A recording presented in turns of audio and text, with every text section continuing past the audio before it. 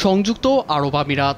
নানা জাতের আম, জাম, কাঁঠাল সহ বাংলাদেশের গ্রীষ্মকালীন ফল নিয়ে রোববার দেশটিতে আয়োজন করা হয় ফল উৎসবের। বাংলাদেশ বিজনেস অ্যাসোসিয়েশনের উদ্যোগে আয়োজিত ওই মেলায় দেশীয় ফলের স্বাদ নিতে আমিরাতের নানা প্রান্ত থেকে ছুটে আসেন প্রবাসী বাংলাদেশিরা।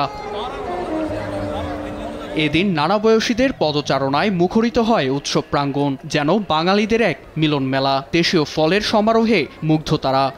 এমন একটি আয়োজন দেখে সত্যি আনন্দিত, যেখানে আমাদের দেশীয় সব ফলের সমারোহ নিয়ে সাজানো হয়েছে এই অনুষ্ঠান। আমরা যদি বিশ্ব দরবারে, বিশেষ করে এই গালফের বিভিন্ন অংশে, সংযুক্ত আরব আমিরাত, কাতার, এই ওমান এবং সৌদি আরবের মাটিতে যদি আমরা এই ফলগুলো রপ্তানি করতে পারি, তাহলে আমাদের রেমিটেন্স বাংলাদেশে অনেক উন্নতি লাভ করবে। আমরা পেয়ারা সব কিছু দেখলাম, আর সবাই ফলমূলের সাথে পরিচয় হচ্ছে, বিশেষ করে ছোট ছোট বাচ্চারা, ওরাও দেখতেছে। আয়োজকেরা জানান, প্রবাসে বেড়ে ওঠা নতুন প্রজন্মের কাছে বাংলাদেশের বৈচিত্র্যময় ফলের পরিচিতি তুলে ধরাই ছিল তাদের মূল লক্ষ্য। এমন উৎসব দেশের রপ্তানি বাণিজ্যে নতুন দিগন্ত উন্মোচন করবে বলেও মত তাদের। এই ফলগুলো যদি বিদেশজাত করা যায়, প্রবাসে যদি ফলগুলো যদি আমরা যদি আমদানি করতে পারি, আমাদের দেশের কিন্তু অনেক রেমিটেন্স যাবে। সুতরাং বাংলাদেশকে আমরা এই যে এগিয়ে নেওয়ার জন্য এই আয়োজনটা করেছি।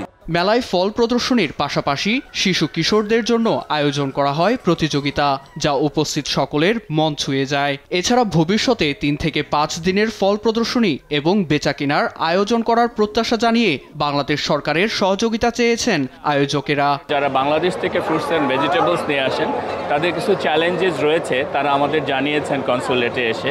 পাকিস্তান, ইন্ডিয়া, তাদের কিন্তু ফ্রেট চার্জ এবং গ্রাউন্ড হ্যান্ডলিং চার্জটা আমাদের দেশের চেয়ে তুলনামূলক কম। বর্তমান সরকার ইতিবাচকভাবেই এটা ভাবছেন। 2024-25 অর্থ বছরে বাংলাদেশ থেকে 90,000 মার্কিন ডলারের ফল রপ্তানি হয়েছে সংযুক্ত আরব আমিরাতে। নিউজ ডেস্ক, দেশ টিভি।